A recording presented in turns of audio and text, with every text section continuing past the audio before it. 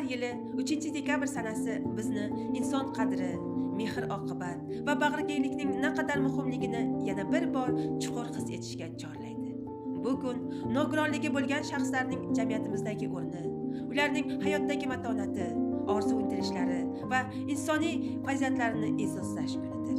Nogironligi bo'lgan kishilar iroda qudratini, sabr va bardoshning eng yorqin namunalarini ko'rsatib kelayotgan insonlardir. Bugun bizning ularning huquqlarini himoya qilish, jamiyatda faol ishtirok etishlari, bilim olishlari, ijod qilishlari, o'z qobiliyatlarini namoyon etishlari uchun teng sharoit yaratish naqadar zarurligini yana bir bor anglaymiz.